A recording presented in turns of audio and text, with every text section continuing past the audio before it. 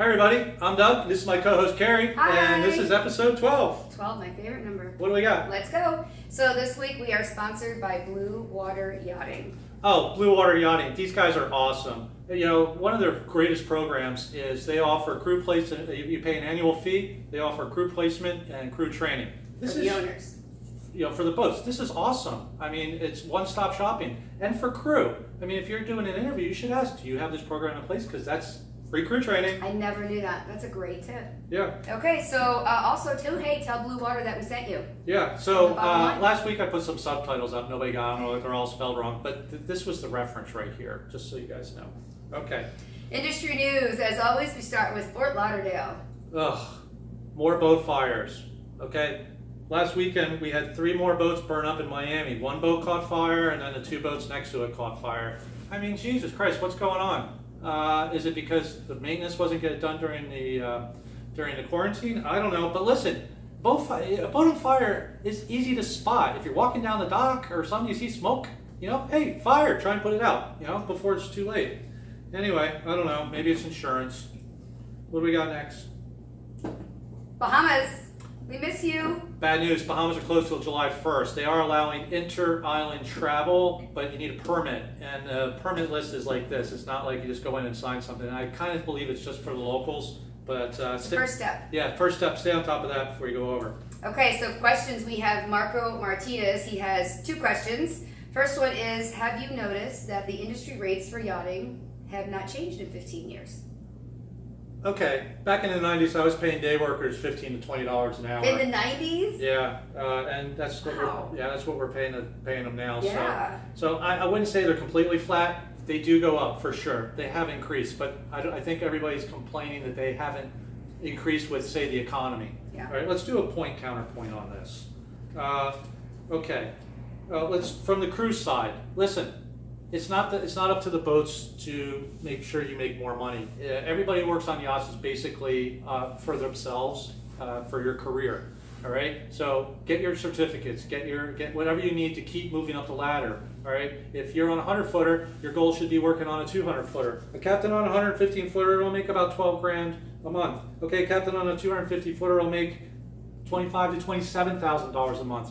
Don't rely on the owners of the boat to make sure that you keep making money. Invest in yourself. Invest in yourself. Like a stewardess, 115, she's gonna make about $4,500 a month. Yeah. She moves up to a 200-foot, 200-foot purser's position. She'll be making like $9,000-$10,000 a month. Hey, give Blue Water a call. Exactly. Increase your Okay, now licenses. look, if you're some stegosaurus that wants to sit in Lauderdale on a 100-footer and not go anywhere, all right, don't complain that you're not making more money. You think you're worth more, you probably are, but it's your choice to be on a 100-footer. You should be on a much bigger boat. Yeah, unless you suck.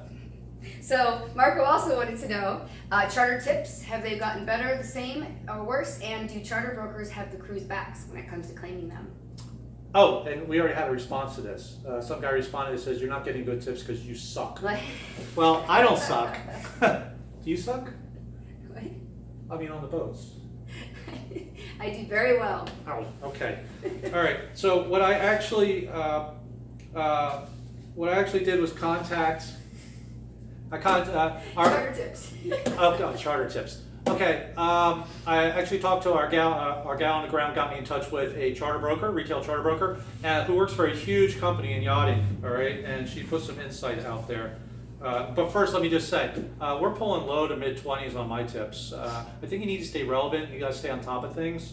But what she said was, first of all, the brokers aren't pushing the crew to get tips. But what she also says, millionaires aren't in the habit of, you know, critiquing the crew, you know, saying, oh, great job. So let's put it in perspective. You go to dinner, and the dinner was so-so. You're going to pay the bill. You're going to walk out. And the stewardess or the waitress says, oh, how was it? Everything was great. Everything's great. But as soon as you walk out the door, you're like, well, we're never going here again. Right. Same thing with boat owners. Just because you think you rock it doesn't mean you're rocking it. All right? You need to get the information from somebody else that can confirm that you're rocking it. It's that simple. Charter brokers? Charter brokers. Okay, listen, something else that she told me about. Charter brokers are having a tough time too. Some of the bigger clearinghouses are reducing their commissions. I'm not cool with that, okay? Because they sign contracts with the boats, so everybody gets a certain amount of money, and now they're messing around with that. All right, we don't care who signs, who gets the charter. We're willing to pay. It shouldn't be up to them. Oh, by the way, Miami. Okay, it's the Wild West down there.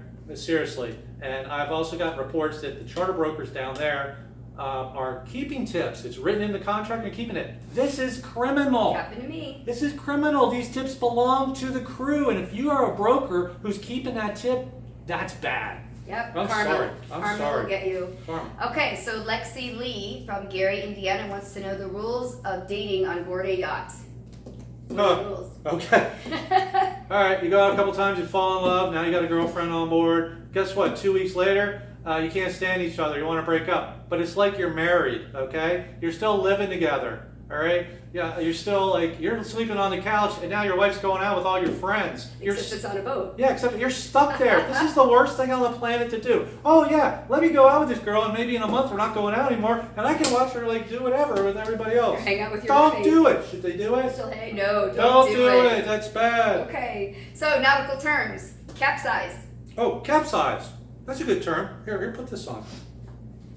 Okay. Does that fit? Yeah, pretty much.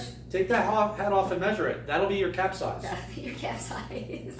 Next. Next term is bilge pump. Okay, bilge pump is an electrical device that is designed to drain your batteries when you're not looking.